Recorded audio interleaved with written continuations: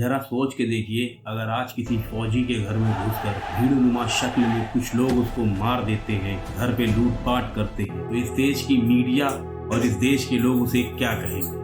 The nation is in shock. An army soldier killed by a mob. This is your measure. Justice for our martyr. गद्दार, देशद्रोही। लेकिन ये सारे शब्दों को ताक पे रख के कानपुर के एक एक्स सोल्जर के घर में ये सारी चीजें हुई। बचाओ, मेरी मदद करो। और इसमें सबसे बड़ी अभी तक की जो हैरानी और चौंका देने वाली बात यह है कि वो मर्डर एक मिस्टीरियस मर्डर का रूप ले चुका है।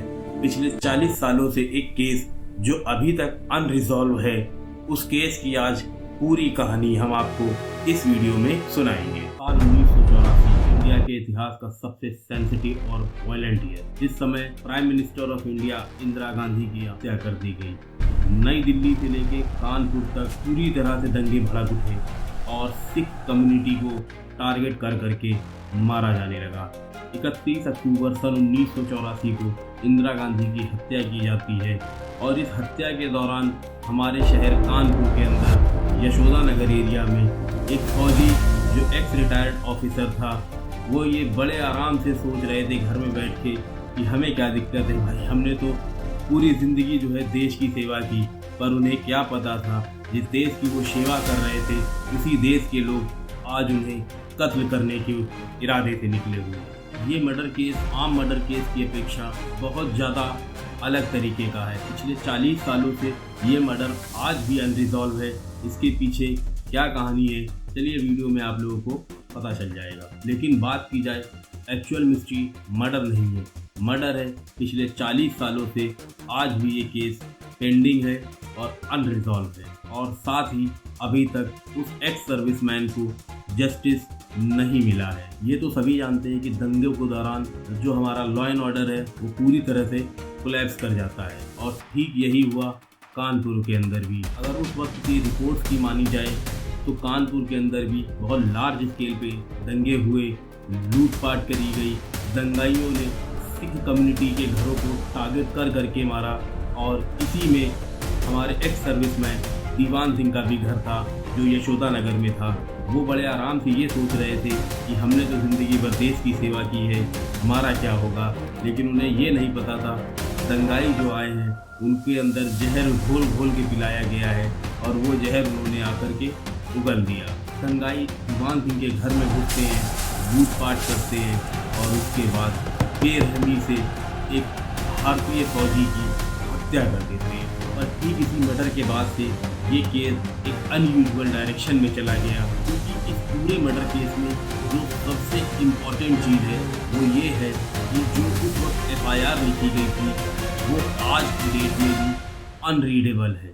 FIR ही ऐसी लिखी गई जो आज पढ़ने में नहीं आ रही है और जो ना पिछले 20 साल पहले पढ़ने में आ रही थी। ये इस मर्डर केस का सबसे मिस्टीरियस पॉइंट है।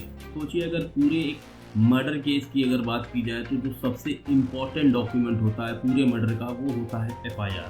अगर FIR ही ऐसी हो कि जो पढ़ने में ना आए तो पूरा का पूरा जो केस है वो एक तरीके से ख़त्म ही हो जाएगा। और यही सेम चीज़ देखने को मिली दीवान सिंह के मर्डर केस में भी, क्योंकि ये जो FIR थी वो इतनी ज़्यादा डैमेज हो चुकी थी कि उसको जब फॉरेंसिक एक्सपर्ट्स को बोला गया कि इसको इस तरह से कर दिया जाए कि ये एटलीस्ट पढ़ने में आए, लेकिन फॉरेंसिक एक्सपर्ट्स भी फेल हो गए। आज की डेट में भी अनरीडेबल है और इसके ही चलते जो अक्यूज्ड थे वो बचकर निकल गए। अब इस पूरे मामले में सिर्फ और सिर्फ एक ही क्वेश्चन उठता है कि क्या ये एक नेग्लिजेंस था या डॉक्यूमेंट्स को छुपाए जाने की एक साजिश थी। और जब किसी मर्डर केस में यदि FIR जो उसका सबसे की डॉक्यूमेंट है वही अगर मिसिंग हो जाए या अनरीडेबल हो जाए तो आप ये समझिए कि जस्टिस सिस्टम कितनी एक्यूरेसी के साथ या कितनी इफ़ेक्टिवली काम कर सकता है। अब यहाँ पे एक आर्गूमेंट भी उठ सकता है कि 1980 के दौर में या 80 के दशक में अगर बात की जाए तो रिकॉर्ड कीपिंग का जो है एक इतना अच्छा प्रोसेस नहीं था जितना आज की डेट में है, या 2010 के बाद या 2015 के बाद आपको नॉर्मली रिकॉर्ड्स ऑनलाइन मिल जाएंगे या रिकॉर्ड सिस्टम में मेंटेन किए जाने लगे हैं। लेकिन ये एक आर्ग्यूमेंट बिल्कुल कम्प्लीटली बेसलेस है, क्योंकि किसी भी दंगे के अंदर बात की जाए तो एक पैटर्न आपको देखने को मिलता है। सेम इसी पैटर्न के तहत मिस्टर दीवान सिंह जी की हत्या की गई और हत्या के बाद सबसे जो एक क्वेश्चनेबल चीज़ थी कि FIR ही अनरीडेबल हो गई और जो अक्यूज थे वो उस चीज़ से या उस मर्डर से आज की तारीख तक बचे हुए घूम गए। दीवान सिंह जी का केस बिल्कुल अलग था, क्योंकि वो एक एक्स सर्विसमैन थे, लेकिन फिर भी उनको एक दंगा पीड़ित केस की तरह ट्रीट किया गया। इन्वेस्टिगेशन स्लो होती चली गई, जितने भी विटनेस थे वो मिसिंग थे, कोई विटनेस अवेलेबल नहीं था। केस धीरे धीरे ठंडे बस्ते में चला गया। फिर दशक गुजरते चले गए और केस ठंडे बस्ते में होने की वजह से बिल्कुल इस मामले में कुछ ही साथ के रखी गई। लेकिन स्टोरी अभी यहाँ ख़त्म नहीं होती है। 40 साल के बाद सुप्रीम कोर्ट ऑफ इंडिया ने इस मामले में इंटरवीन किया। साल 2025 में सुप्रीम कोर्ट ऑफ इंडिया ने कानपुर के अंदर हुए 84 के दंगों में सीरियस कंसर्न को एक्सप्रेस किया। कोर्ट ने कहा दशकों तक ट्रायल डिले होना कि पूरे जस्टिस सिस्टम का फेलियर है और FIR को रिकंस्ट्रक्ट करने के लिए बोला गया और पेंडिंग केसेस के ऊपर एक फास्ट ट्रैक लेवल पे ट्रायल करने के लिए बोला सुप्रीम कोर्ट ऑफ इंडिया ने। सुप्रीम कोर्ट ऑफ इंडिया का ये इंटरवेंशन एक्चुअली में एक रिमाइंडर था कि अभी तक जस्टिस सिस्टम पूरी तरह से डेड नहीं हुआ है, जस्टिस सिस्टम अभी तक फेल नहीं हुआ है, जस्टिस सिस्टम अभी तक इनएक्टिव नहीं है। लेकिन सोचिए अगर फॉरेंसिक टीम या फॉरेंसिक एक्सपर्ट्स भी FIR को डिकोड न कर पाए तब क्या होगा। इन्वेस्टिगेशन को रिवाइव करने के लिए SIT टीम का गठन किया गया। SIT यानी स्पेशल इन्वेस्टिगेशन टीम। 100 से भी ज़्यादा केसेस को दोबारा से रीओपन किया गया। केसेस को रीओपन करने के दौरान SIT ने एक और ज़्यादा डिस्टर्बिंग चीज़ को रिप्रेजेंट किया, वो ये था कई सारी ऐसी फाइल्स हैं जो मिसिंग है। ये अब कोई बहुत बड़ी बात नहीं रह गई है। दशकों पहले जितने केसेस हुए या दशकों पहले जो भी क्राइम हुए उनकी फाइल मिसिंग होना या उनकी फाइल ना मिलना एक नॉर्मल सी चीज़ हो चुकी है इंडियन जस्टिस सिस्टम के अंदर। और इंडियन जस्टिस सिस्टम के अंदर डॉक्यूमेंटेशन लॉस होना, FIR लॉस होना या फिर पुराने क्रिमिनल केसेस के डॉक्यूमेंट्स मिसिंग होना, ये एक सबसे बड़ा रियल चैलेंज है। क्या ये डॉक्यूमेंटेशन लैप्स था या फिर सिस्टम का deeper failure. Mister Diwan Singh की भी पर्सनल आइडेंटिटी बिल्कुल भी पब्लिकली अवेलेबल नहीं है। उनकी रैंक क्या थी, उनकी पोजीशन क्या थी, उनकी डेजिग्नेशन क्या थी, जिस समय वो रिटायर्ड हुए वो किस डेजिग्नेशन से रिटायर्ड हुए। ऐसा लगता है कि मिस्टर दीवान सिंह नाम का कोई भी फौजी इस देश के अंदर एग्जिस्ट करता ही नहीं था। स्मार्टली तरीके से या यूं कहें वक्त के धूल ने उनकी आइडेंटिटी को कम्प्लीटली हमारे और आपकी मेमोरी से वाइप आउट कर दिया और इस शहर के जस्टिस सिस्टम के अंदर जो उनकी फाइल्स थी उनको भी वाइप आउट कर दिया। और धीरे धीरे क्या होता है कि एक सोल्जर की आइडेंटिटी एक सिर्फ और सिर्फ स्टैटिक बन गई, एक नंबर बन के रह गई।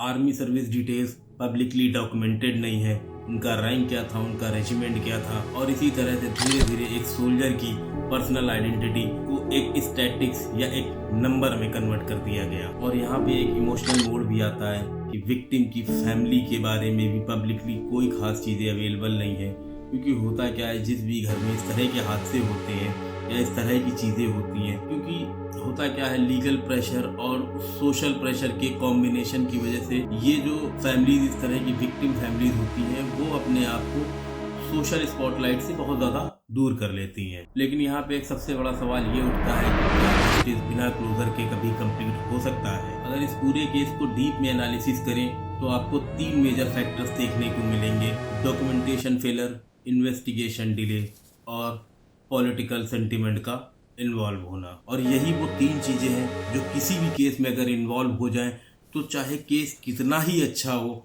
वो उस केस को पूरी तरह से कमज़ोर बनाने के लिए सफिशिएंट है या एक मजबूत केस को भी ठंडे बस्ते में डालने के लिए सफिशिएंट होती है। और ये फौजी दीवान सिंह का केस भी सेम इन्हीं 3 चीज़ों के चलते इंटरसेक्शन में चला गया। और एक रियलिस्टिक सच्चाई ये है कि अगर सिस्टम ही स्लो हो जाए तो अच्छे से अच्छा डॉक्यूमेंट खुद ब खुद टाइम के साथ साथ डिस्ट्रॉय हो जाता है। अगर आज बात की जाए 2026 में तो ऑफिशियली ये मर्डर केस अनरिजॉल्व है, डॉक्यूमेंट्स अनरीडेबल है और सुप्रीम कोर्ट ऑफ इंडिया ने इस पूरे मामले के ऊपर अपनी नज़र बना के रखी हुई है। लेकिन बात की जाए प्रैक्टिकली कन्विक्शन की तो पॉसिबिलिटी बहुत ज़्यादा लो है, क्योंकि उस वक्त के जिन लोगों ने इस हत्याकांड को अंजाम दिया है आज उनकी एज भी 60-65 के अराउंड हो चली होगी। तो अब अगर बात की जाए प्रैक्टिकली अगर उन्हें किसी भी तरह की सजा देना या उनको कन्विक्ट करना वो थोड़ा सा टेक्निकली अब पॉसिबल नहीं लगता है। कभी कभी कुछ क्राइम ऐसे हो जाते हैं कि वो सॉल्व होने की बजाय सिस्टम के फेलर की या सिस्टम के पूरे लिमिटेशन को एक्सपोज करके रख देता है, और ये मिस्टर दीवान सिंह का केस भी सिमिलर इसी पैटर्न को दर्शाता है और इसी तरह के लिमिटेशंस को ओपन करता है, या बात की जाए जस्टिस सिस्टम के फेलियर को दर्शाता है। अगर वीडियो आप लोगों को पसंद आई हो तो प्लीज़ चैनल को सब्सक्राइब कर दीजिए, इस वीडियो को लाइक करके और लोगों तक शेयर कर दीजिए और रिस्पेक्ट का बटन दबा दीजिए, यानी लाइक का बटन दबा दीजिए हमारे इंडियन आर्मी के सोल्जर्स के लिए जो 1984 के उन राइट्स के अंदर शहीद हो गए, या फिर वो जो रिटायर्ड एक्स ऑफिसर थे अपने घरों में आराम कर रहे थे, जो वो इस दंगे के दौरान शहीद हो गए, उन सब के लिए एक रिस्पेक्टफुल और पीसफुल मैसेज जरूर कमेंट बॉक्स में ड्रॉप करिएगा। मिलते हैं अपनी नेक्स्ट वीडियो में। टिल देन आप सभी लोग अपना बहुत ख्याल रखिए। Thank you so much for watching this video.